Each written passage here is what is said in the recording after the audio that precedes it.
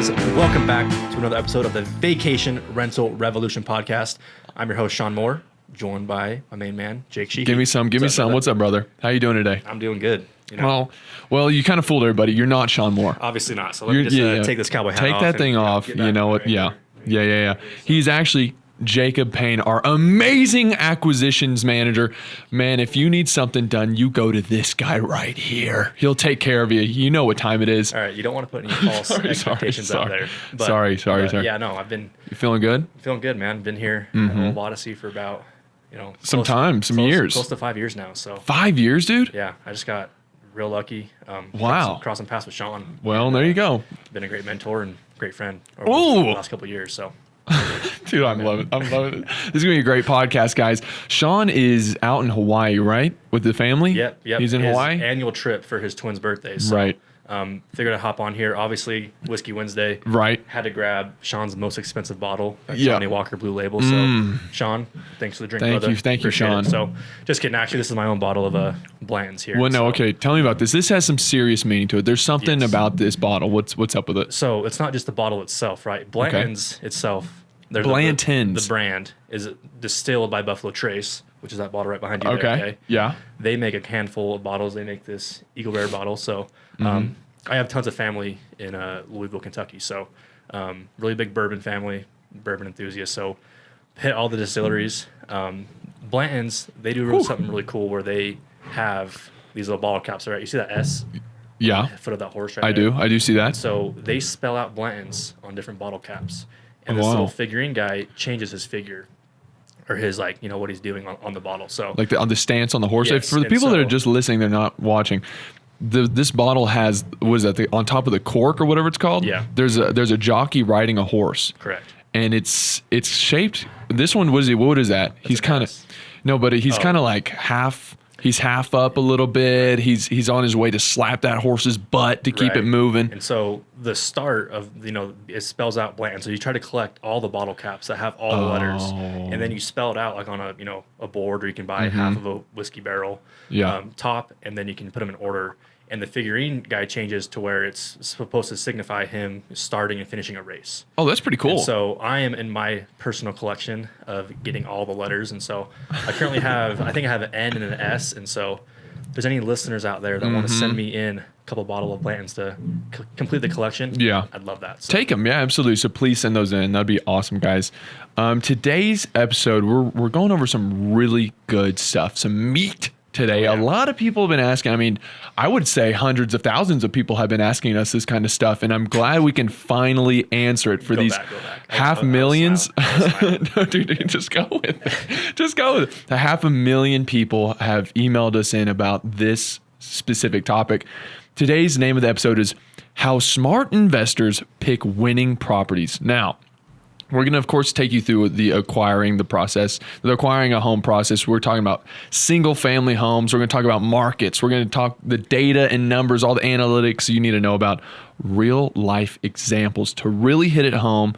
And we may touch on some other stuff, but that's the meat of today's episode. We're going to teach you how to pick the best winning property. Aren't you excited? Yeah, I mean, that's what I do on a daily basis for our, couple thousand of Vodyssey members. Yeah. So. This is good stuff right here. Yeah, a lot of experience learning from Sean, so hopefully we can provide some value here and dive into some of that stuff. Yeah. First, of course, we got to say huge shout out. I saw this today. We have the Wendells. They dropped a new property in Cape Coral, Florida. Come on, baby. That's what I'm talking about. That Vodyssey signature room style, killing the game. And then we, of course, have the Parishes. They dropped another property in Branson, Missouri. That's amazing. Love to see you guys do it. Fantastic. Congrats, guys. Congrats on that. I worked with both of them on those acquisitions. Really? So, yeah, they did a great job. Putting those properties together. So yeah, that's awesome, guys. We're really proud of you. Okay, we're gonna dip our toe into the first category here. Let's get down to the nitty gritty. That's what our listeners want to know about, right? Let's talk about location of the single family home. That's gonna be our first bullet point here. Location. How close to the profit drivers is good enough?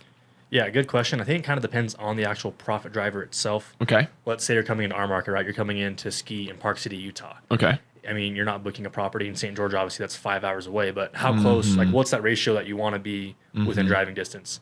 I think if you're outside of an hour, Okay. Like you shouldn't even really advertise that on your listing and showcase it as a, a profit driver for the reason people are coming into the market. Okay. But let's say you're within 30 to 45 minutes. I kind of think that's the limit that you want to put on it because, I mean, if they're coming in specifically for going skiing in Park City, Right. they probably want to stay somewhere in that, like Right. close proximity, right? So I think Right. 45 minutes to an hour is really kind of your cutoff. But Okay. That makes total sense. I mean, Yeah. if I'm like Logical. if I'm at like Disneyland, you can't have the property right on the park, right? So you'll be a little distance away. But if you're right, if I'm in the wilderness, or that's one of my main profit drivers is skiing. You want to be right there, man. Yeah, you want to have the absolutely. cabin. That's awesome, right? yeah, you go hit the slopes all day. Last thing you want to Right. do is drive 2 hours away to go back home. And so, Well, yeah. okay, Being so- close is very, very important. This kind of also happens or deals with location, I think. I mean, have you noticed as you're going through these properties, do cabins do a way better than like a modern style home? Does that make any sense? Yeah, it's a good question. And I really think it does depend on the property itself and also what market you're in, right? Okay. For example, like let's say you have a cabin property out in the wilderness in the woods. The marketability and there's probably a term out there, the Instagram ability. I don't know if that's the right term, but like just how it looks in general, a cabin style can have way more appeal in that market. But let's say you're in a different market. Let's say you're in downtown Columbus, Ohio. You're not going to have a cabin, right? And so Right. you can still make them work without having that really good marketability for a short-term rental aspect. But I think the more marketability you have on that front, obviously the better. So, which I kind of want to ask you a question here. Okay, I'm ready. Hit So you obviously travel using Airbnb, right? Of course. What are things you look for in a unique property? Like I guess I'll give you what I like, and maybe you can tell me if it's similar to yours. So I personally like the very unique experiences. So the tiny homes, A-frames, small units, things like that. They'll have really good experience. And then so and I think those also have, kind of top tier marketability just because they're unique, right? And so that's something I look for. What do you kind of check out when you're traveling personally? Wow, dude, that's okay. My brain immediately went hot tub. That's actually the number one searched amenity across any OTA. Yeah, I want a hot tub, and I truly don't really care about the outside of the home.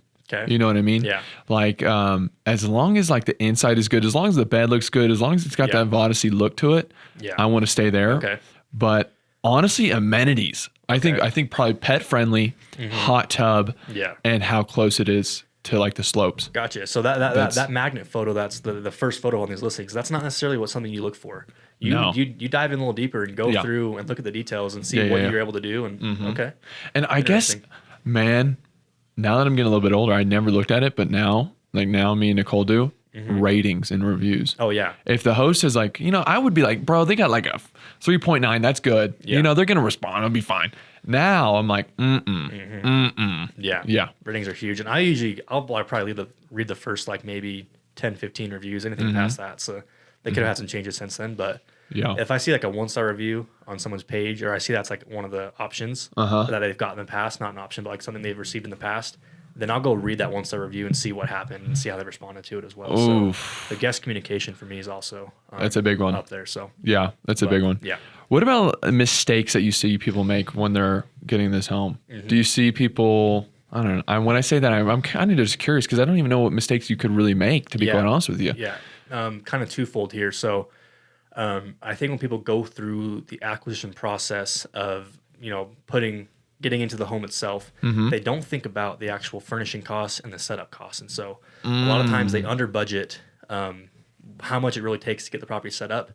And then along with that, not really having the capital to do so, eventually they learn they have to put in, additional capital to get there, but also launching a property too soon when it's not done all the way. They are I've gone through this myself, like personally. We had a property in North Carolina and we were in a hurry to get the listing live so we can capture some of the summer bookings. Right. But we didn't do a great job with the setup and the photos and really bringing it all home. And so even though we thought we were going to make money because we got launched faster, in the long run, we ended up losing money because our property wasn't set up right. And then, we're from Utah. And so getting out to North Carolina is a big hurdle. And so we didn't go back out there for another year until the fall season to get it done. And so how much money do we leave on the table? Probably a good bit. Right. But in the forefront, we thought we were going to that was the best option to make, but in reality, it wasn't. And so, and obviously I talked to Sean about this, obviously going through the process with him, and he told me the exact same thing. Hey, no, don't launch, get it done right. But we were like, kind of Yeah. ignored his advice Yeah, for some odd reason. And we talked about this last week a little bit as well, especially with the photos when we were talking about marketing. The people that want to upload the photos, like we had someone submit a question and it was about using iPhone photos as like your stuff. And we were going through the whole thing of like you said, you just you lose out on that money. But since you're someone who's lived it, how are you able to creep your way back up on the OTAs and like that, get that money back? Yeah, it's a good question. And honestly, it's hard to do. Right. It's not like it's, hey, you make a couple of changes and now you're back into the vicinity, right? Because what the algorithm does is it will test you as you're getting launched. And so that first, stage where you're going through and getting established and maximized, that time is so important. And so if you miss that, it can be really, really hard to get it back. And so what we did, obviously we went back and we did change the experience, change the photos, and we were somewhat established. We already had a good book of business, already, had good reviews, but I don't think we saw the actual uplift that we would have seen if we did it on the front end. And so there's not a great way to go and redo it. It's almost better to take your listing down, restart, and relaunch. But that is another long process in and of itself. And so obviously Sean's and Vodyssey's recommendation is to do it on the front end and get everything dialed in from the get-go. So that makes total sense. Okay. Kind of live and learn there. All right, moving on to our next topic here. We're going to kind of switch gears a little bit. Okay, we're going to move into the market section of this. Okay. So I'm curious about because we get a lot of questions about top 5 markets. Oh, yeah. Top 10 markets. We see our competitors put out every quarter, every week, whatever. These are the best markets to make the most amount of money. I'm curious. Does that really matter? What do you think about the markets? No, that does not matter. Okay. I mean, obviously you want to go in a good area, and seeing those lists can be helpful, give you a starting place, but really, you can find good and bad properties in just about every market. It just comes down to knowing the numbers, looking at everything from like a big picture view and looking at your investment and going from there. I think a lot of times people will see that list and they'll go buy a property there because it's on a list. Right. And that's what someone said. That's what the coach said to do. When in reality, I mean, if your property sucks in that great place, you're just going to fail, right? Right. And I mean, honestly, there's markets, we've put out those in the past, right? And there's properties in those markets that don't make sense. So I would say, I mean, the majority of properties you underwrite aren't going to pencil out. Right. It comes down to like really knowing the numbers and being ready to jump when that one does pop out that does work. And so that's why the education on the front end and really knowing the market and the averages and the numbers, I mean, it's essential to being successful here. So I love it. Okay, so then let's on the flip side of the coin, what are the top 5 markets you're looking at right now? So I mean, it's a good point to bring up because I get asked this question. I mean, on a daily basis. And so the number one area I think I always point people back to is that North Georgia, kind of the Blue Ridge Mountains area. And so obviously you're from you're from what town is North it? Georgia. Yeah. Ringgold, So, Georgia. I mean, is that a good vacation spot for people in your area? Dude, no. Really? We would never go there. Really? No, we would not. Is that you personally, or just like the entire area?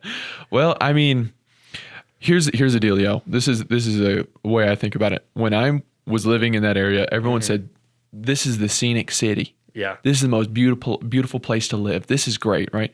And we have the mountains, we have all the greenery. I move out here, I go, without a doubt, this is the most beautiful place to live. Yeah. This is the great place. So people I'm not saying that Georgia's prettier than Utah. Right. You can't beat them, dude. But I mean, that Blue Ridge area makes a lot of sense just because of I'm not saying it's affordable, like, it's in a very, very affordable city, but in terms of the revenue you can generate on the short-term rental side, it makes a lot of sense from the price you're paying for it. And so that's probably the number one area I point people back to: Blue Ridge, LJ, Cherry Log, where, Sean's property's at, doesn't really get out there. And so, outside of that area, obviously, like the Smoky Mountains, Pigeon Forge, Gatlinburg. See, right there, that's what I was going to say. I was going to say, no, a lot of people but I'm from a small town in Ringgold, Georgia, so I'm already kind of like my house, to get to the city of Ringgold, which had like a Hardee's and a Wendy's, you had to drive 12 minutes to get there. Yeah. Right? So I was already out in the middle of nowhere. So if I'm going to go vacation, I wasn't going to go there because I'm already in a small town. But if I'm in Atlanta or something, then tons of people would go there. But the places I would go are definitely Gatlinburg, Pigeon Forge, a little bit more up north, or just like a different scenery. Yeah, there's some stat out there. I should remember this stat, but there's like something crazy, like either like 60 or 75% of people in the United States live within like a 6 or 8 hour driving distance from the Smoky Mountains. Wow. And so it is by far and away the number one most visited national park. Right. And with that obviously comes, there's like a good demand for properties, right? Prices are high. But the things we know at Vodyssey, how to market, how to set up our properties, do things others don't to be in that top 1%. It's much easier to go into a saturated market, quote unquote saturated, and stand out on the OTAs and still get good revenue versus going somewhere that might not have as many profit drivers, as much demand, and try to create that demand. And so I'd much rather go into, again, a quote unquote saturated market and try to stand out on the OTAs. That's really, really interesting. Okay. Because for someone that's on this, it seems like you're pointing people and saying, go into the crowd and stand out in the crowd. Absolutely. Which that's a hard mindset for people, I think, to get under. For sure. But also you don't want to just like take that advice and go do it. You also have to take the steps that it takes to do that, right? Right. Yes. And you also got to have you still got to look at the investment from what you're paying for it. What is your revenue expectation? Does your subject property have the right things that's going to compete with the other homes generating the level of revenue you need to generate to still be successful and be profitable? And so, yeah. Okay. So you would think that maybe, or you would say that maybe one of the biggest mistakes people are doing is they're thinking, oh, I'm just going to go into a market that doesn't have a lot of tourism and stuff, and I'm going to go in, I'm going to become my own profit driver. I'm going to make this so unique that people are going to do it. And you go, well, there's no one traveling to that area in the first place, so who are you going to capture? Right. And I'm not saying that's not going to work ever. Right. But you got to think about the actual tourism and actual people traveling to your area. Right. And if you can create that demand in general. Right. Like, there's a lot of towns out in the Midwest that if you go buy a property somewhere in Kansas and you make it really awesome, that doesn't mean you're just going to absolutely kill it. So there's still risks involved with that. But I feel like the marketing and stuff and the advertising would have to be so good that you're going to have to capture all these different kinds of eyeballs. Because I mean, who's looking for the house in the middle of a cornfield in Kansas? You know? And you can still set up a great experience. Yeah. And you might still be profitable if your actual setup cost and the capital that you outlay isn't massive. And so still looking at the numbers just from an entire market basis, and then also narrowing down in finding comps on AirDNA is a software that we use to analyze. We kind of feel like it's a gold standard out there. So, there's risk involved in no matter what decision you make, but obviously there's things you can check off or look at that can minimize that risk. I love it. Okay, so then let's kind of move into the data and numbers now. Okay. You kind of hit on AirDNA, but what are some of like the key data points that you look at before going forward with the property? Sure. Yeah, good question. So the way we look at numbers is a little bit different than everyone else. I feel like we take data from AirDNA and we put it into our own resources and tools that we have built out. And so we can see what the bottom end of the market is at and also what the top end of the market's at and everything in between that, right? And so there are averages, and so there definitely are properties that perform worse than the average that we pull and higher than the average that we pull. But we like to see if we can get a property to around the break-even mark, around the middle of that market, of that revenue range, then we know there's some good upside to actually make money. Okay. But like I already said, you want to make sure that your property itself has the potential to compete at the other homes that are making more money. So the break-even mark around like the halfway point of the market is kind of a really good metric we use. Obviously, there's a ton of other factors that come into play that can sway that one way or the other, but that's kind of a really good generic. Okay, so rule of thumb, so just make sure I'm hearing this correctly. Rule of thumb, if you're looking at a property and you're looking at the top and the bottom, if the property lands average, middle of the market, and you break even, there's some potential there. Correct. Okay. But you also, like I said, you got to do the things and have the things that are going to be able to push you higher. Right. You don't want to stay at the middle of the market. Then you're going to be break even forever and probably negative cash flow. Right. And this is a kind of a changing wheel, right? There's so many factors that are constantly changing. Financing, where rates are at, your taxes and insurance. We've seen some markets where those things have gone up tremendously. People that have bought, a handful of years ago are starting to not cash flow because their insurance costs have gone up so much. And so there's factors involved with everything. But if you can be middle of the market and be around break even, that's where it's like, okay, I kind of think this might be one to look at deeper. Okay. It's not saying, hey, buy it and we're going to figure it out. It's like, okay, now we kind of have a good starting point. Let's dive in a little bit deeper and see if we feel comfortable buying it and then doing the things we need to do to increase the revenue. Okay. So, now let me plug this real fast. If you are looking at a property and you want some help and you don't know if it's going to break even, you don't know if that's the right one to look at, get in contact with us. support@vodyssey.com. Email us in the property, all the information. We'll look at it. Jaycob here will do an amazing job, better than anybody else out there. He'll kill it. He'll let you know the truth and lead you down the right path. Hey, don't give him like too many expectations here. Just kidding. No, I've been doing this for Yeah, you're in pretty here, much man. right out of college. I've been here working under Sean's wing. So yeah. You know. All right. And what about occupancy? Does that really matter to you? Does there a certain number where you're like, as long as you meet this number, you're positive as well? What about that? Yeah, good question. And again, that is, I feel like every answer here is kind of like, hey, it kind of depends. Right. But that occupancy for sure is very, very market dependent. Okay. So let's say in an area like the Smoky Mountains that has pretty much full round like profit drivers, right? You want to have pretty decent high occupancy.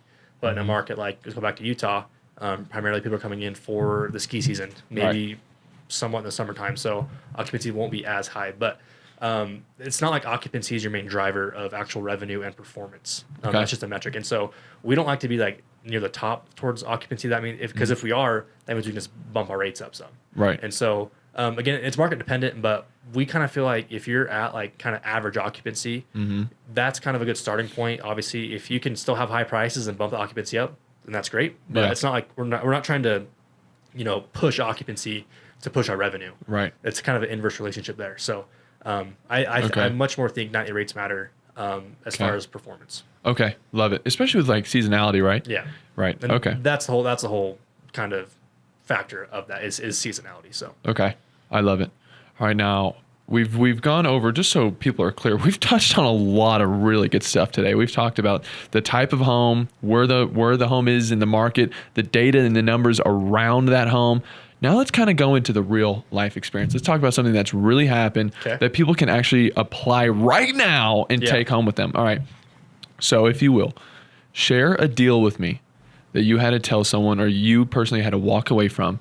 Tell me the reason why you did it. Yeah, I got a great example for this. So Sean and myself, we're looking at a property back in Kentucky along the Bourbon Trail. Really another popular spot to buy a vacation home. Right. It was this really awesome kind of abandoned old firehouse. It had some really cool features like the pole was still intact. It had some really cool architectural things to it, exposed brick, kind of more industrial type look. Okay. Really, really good purchase price when looking at the revenue range where we'd land on that scale. Right. We had a lot of upside. Right. And I think it would have been pretty good cash flow on the deal. But the caveat to it was we had to spend just about as much for the property as we would have to spend for rehab.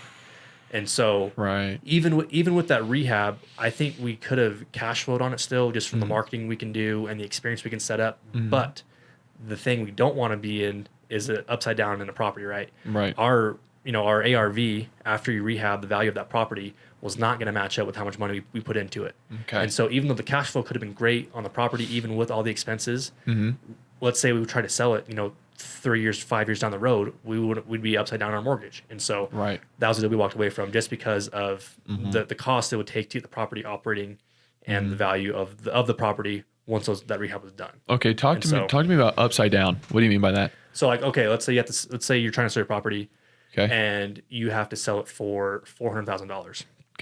Okay. But you owe $500,000 on the mortgage. You have to pay $100,000 to get out of that property. Oh, I see. And so even if we sold it, we might have to pay to get out of it still. Okay. Because after we go get a loan on the property, or get like the rehab done on the property, we go get a loan for it. Right. But let's say now we have a loan for $500,000, and we can only sell it for $400,000. Okay. So you had to walk away from that. That kind of sucks. That's a tough. We actually had it under contract, and we were going in and talking with contractors to give us some bids and estimates on as far as how much it was cost to get it done.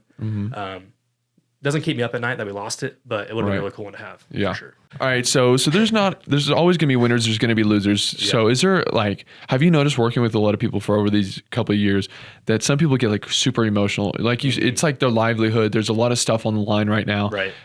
Is there a way to kind of detach from this, or what do you think? Is there a way to help people with that? Gosh, I don't know if there's like a method involved with this, but totally removing your emotion out of the deal is often going to pan out better for you. Like, if you're super emotional about it and you just can't lose it, you don't want to lose the deal, and let's say you buy it and now you're really in a bad situation, like obviously you don't want that. And so trying to find ways to remove yourself emotionally from the deal and looking at a big picture, that's the best approach to take. So I love it. Okay.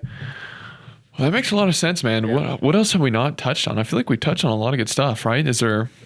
I mean, as far as short-term rentals real estate go, I think we're good. I think But, so, right? I mean, there's a couple questions we had at the start of the show that me and you were talking outside about. Yeah. So maybe we could dive into some of those things. You want to? A little more interesting here for our listeners.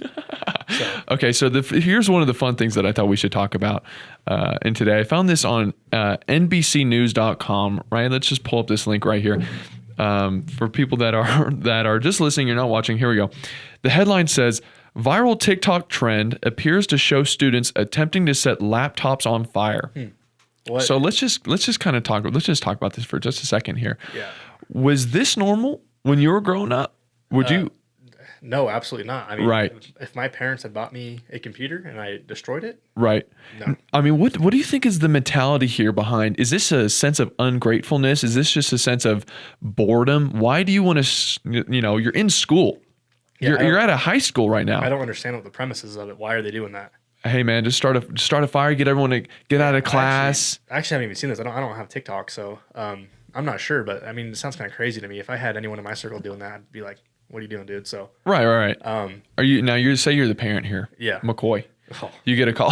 Yeah. Dude, no. You get a call. if he acts out. Yeah, you get a call from the principal. Hey, your son shoved a freaking paperclip in the laptop. It caught on fire, burned the classroom down. Yeah. We had to call the. What do you do? I mean, first of all, I'm not going to just take the principal's word for it. I'm Right, gonna go, right. I mean, McCoy's still a toddler. Good dad move, he's bro. still That's a toddler dad now, but move let's say right he's there. in elementary school. I'm Yeah. So I'm like, "Hey, bud, like, what's going on here? What happened?" Yeah, let's talk about it. And then I mean, I'm sure we're going to have a good enough relationship that he can, talk to me openly, but I dive in and figure out why. And then if it really was him doing something dumb like that, and then he's going to pay the consequences. Yeah. So. Did you ever have any like dumb trends? I mean, we used to like TP people's houses, Right, but we right. wouldn't try and burn down the school.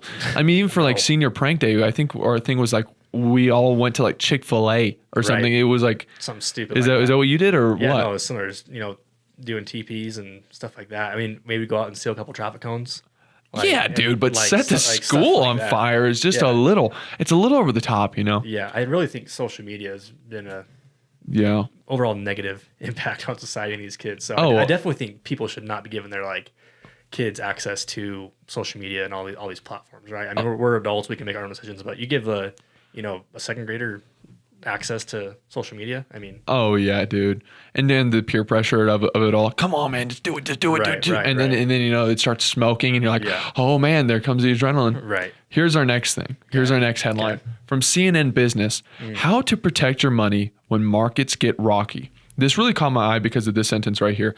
The probability of a U.S. recession within the next 12 months has jumped from 45% from 25% last month, the highest since December of 2023. Dude, that's scary. Yeah. That's scary for a lot of people. But I mean, so, where are you going to put that money? Yeah. I mean, Short-term rentals. I feel like, one of the most, or probably the most tangible asset you're going to get is real estate. Right. And so I don't buy into all these numbers and articles out there. Kind of, I'll make my own decisions and assess it myself. But yeah, real estate for sure is the most tangible asset out there you can get. I mean, and I also kind of let's say you put your money in the stock market, right? Let's say you buy a stock of the S&P 500. There are things you have no idea going on behind the scenes that you can't control, right? Right. You're not in those board of directors meetings. You're not running the companies. You're not doing these Right. things. But let's say you go buy a short-term rental. There are levers that you can pull, things you can switch on and off that can really affect how you perform. Right. And so you have a bit more, autonomy, I guess, in the way the results pan out. Right. Not saying the stock market's like a terrible option. It's a really safe option for a lot of people. Right. But I mean, high risk, high reward with real estate, I think. Yeah, there's plenty of upsides to having the real estate aspect. Plus, we noticed, Right. we've gone over this many times in the podcast, that even in times of panic and when COVID and everything, Yeah. people are traveling.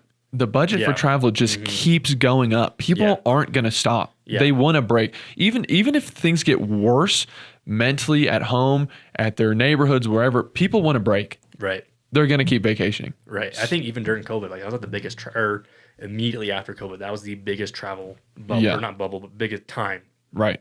for the short-term rental industry. Right. And so I think things have a lot of people got into the game during that period to try to capitalize on that, and they don't understand how to operate these properties. And we can see a lot now. They're selling the properties because they simply can't. They're bleeding every month, and so Right. they're trying to get out of it. So Well, hey, if you have a property that's bleeding out every month, get in contact with us. We'll teach you how to take it from zero to hero, baby. Great okay. plug right there. Support@vodyssey.com. Send us that email. Get in contact with us. But that's it for today's episode, bro. Dude, We've gone we're not talking over. about the old gorillas. You want to? Dude, bro, we got plenty of time. Let's keep going. All right. Okay, so there was this debate. Now, this is probably excited about this is this like one. this is one of my favorite things to talk about, honestly. Okay. There's been this my mic keeps moving. You see this? Yeah, dude. I don't like how it keeps doing this. I don't know. Lock it in, bro. Anyway, there's this huge debate that's going on online right now. For people that don't know, for our listeners, there's a huge debate whether or not, now correct me if I'm wrong on this, where it's 100 of you.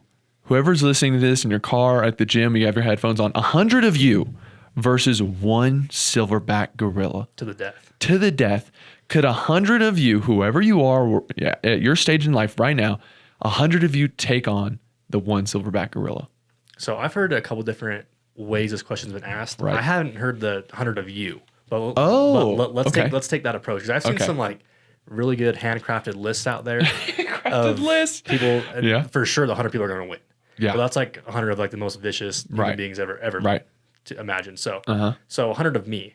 People that don't know, I'm larger than average. So, I think if you can have. Now, when you say that, bro, you got to clear that up. You can't just say larger than average. You're like what, 6'4"? 6'6". Okay. 6'6", you're 250. 6'6", 250, right? So you can run through a brick wall, no problem.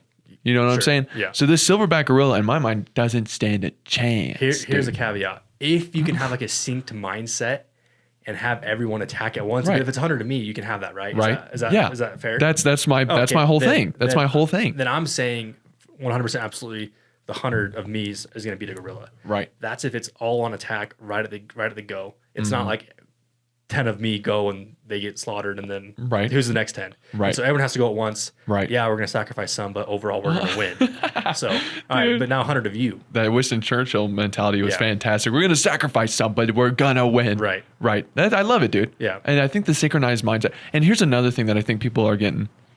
Because when you say this, I think people build their own thing in their head. Yeah. My mind is I'm in a Coliseum, right? I'm going back to Roman Coliseum. There's one silverback in the middle in the sand pit, right? Yeah. 100 of us are around in the circle. Yeah. People are yelling your name. Yeah. Thousands of people are yelling your name. They're all drunk on wine, dude. This is ancient Roman times. They got the sashes on. Yeah. Jaycob, Jaycob. Yeah. And they're chanting, bro, you're gonna kill this gorilla, no problem, bro. I mean, I think so. If it's 100 of me, I think you take just a lottery poll of 100 men across the world. Absolutely zero chance. No, zero. Zero chance. Like so many are gonna chicken out, bro. Even just like the physical fitness level of the world today is so sad. And so 100 just average men just randomly picked, absolutely zero shot. That gorilla is gonna demolish everyone. Talk about the time. How much time would it take for 100 average Joes to go up against one jacked silverback gorilla? How long is it gonna take? All of them gone. And is it like next man up, or is it's just whatever? You put them out there, and how much time? Put them out there. Put them out there. And this is an aggressive gorilla. I mean, this gorilla. Oh yeah, has not eaten in days. It's do or die, right? Do or die. 20 minutes. 20 minutes. Yeah. 15, 20 minutes, dude. Let's not discredit how strong a gorilla is, dude. When this whole debate was going on, I saw some meme. It was like a gorilla could bench press like 3,000 pounds or 5,000 pounds. There's no way, like dude. Look up the number here. How much? What could a silverback gorilla? Yeah, bench press. Oh, let's see. Oh wow, that's like one of the first things that pops up. Dude. That's hilarious. Oh my. Okay, I was a little. Oh, bro, 4,000. A silverback gorilla can lift 4,000 pounds on a bench press. That's getting real close to my max there. Bro, that is 2 tons. Yeah, dude, that's nuts. Bro, that's like a train. Yeah. That's Wait, hold on. You never answered. Could 100 of you? Oh, without a doubt, bro. For sure. I'm skinny and lengthy, but dude, if you have the collective beehive mindset, you know what I'm saying? Okay. Bro, and plus, here's another thing that I think people are forgetting. Yeah. A gorilla is a team animal. It hunts in packs. You never see one gorilla just out chasing stuff. It's with other gorillas swinging from trees. Yeah, bro. Are you sure? Bro, like 100%. Like an alpha gorilla doesn't go out on its own and just. I don't think so. I think they don't. I mean, they just eat. They're herbivores. They don't eat. Okay, hold on. I'll look this up. But listen to me. Okay. Oh, wait, hold on. Yeah, they're not. Yeah. Yes, bro. Look at the picture of them in a pack, dog. Okay. They live in a pack. Yeah, that's what I'm saying. I don't think there's one alpha gorilla. Like they're not out there like. hunting in packs like lions or anything. I don't think. I mean, but here's my point of what I'm trying to say is a gorilla has never seen 100 humans. First, yeah, a gorilla has never seen 100, especially 100 of the same human. Yeah, has never seen that. It would trip it out, right? It's used to the jungle. So if there's a coliseum of people screaming at it, there's 100 of people. It doesn't know who to attack first. A lot of adrenaline. It's gonna get scared. It's gonna get spooked, and we're gonna take it out. How many people are gonna die of 100 ewes? How many ewes are left? I'm gonna go low ball here. Yeah, 10. There's 10 of you left? No. 10 of us die. 10 of us. Okay. Yeah. Only 10 die, That's bro. kind of what I'm thinking. Now, when I say I'm thinking there's going to be another 80 that are broken bones that are going to need immediate help. Yeah, but 10 are probably going to lose their lives. Yeah, that's fair. Yeah. All right. I think that's just I mean, come on, bro. I'm glad we could clear that up for the audience. If you guys have any takes on this gorilla debate, let us know. I would love to know what you guys think about the gorillas. If you've made it this far into the podcast, could 100 of you take one silverback gorilla? That's a good question. Yeah. So. All right, dude. Let's close it out. Let's go ahead and wrap it up. Okay. So, are you gonna? Yeah, you gotta give me the line again, bro. Hold on. Okay. Get the old cowboy hat back on in honor of Sean. Yeah. Out there hanging out in Hawaii while we're here. Oh yeah. Working 9 to 5. Right, I think another reason people love the Blue Ridge area, that Pigeon Forge, Gatlinburg, is because where I'm from, everybody loves Dolly Parton, bro. Everybody loves Dollywood, right? Oh, wait, no. Oh, you said Dollywood, Dixie Stampede, the whole thing. That's not in Blue Ridge though. That's in Gatlinburg. Yeah, that's what I'm saying. But that's like where I'm from. That's where people love to go, bro. Right. They love Dolly Parton. Yeah. All right, guys. Well, thanks so much for joining us this week. A little mix up here on Whiskey Wednesday. Yeah. If you like it, share the show. Yeah, leave us a review. Subscribe. Make sure you come back every Wednesday and Friday for amazing content just like this. And then if there's one thing, wait, what did he say? Yeah, no, he says. I should know this. I know, dude. I've heard it a million times. I can't believe I'm blanking it. Pick that one thing you can do today. Okay. Go ahead. Pick that one thing you can do today to build a life you don't want to take a vacation from. Cheers, my friends. Right here. Boom, dude. Cheers, Thanks for joining us on this episode of the Vacation Rental Revolution podcast. Share this with other people you think need to hear about it. And don't forget to subscribe and leave us a review. Hey Grace, is there a website? Yes! For more amazing content and expert advice, visit Vodyssey.com. Thanks for listening, and we'll see you on the next episode.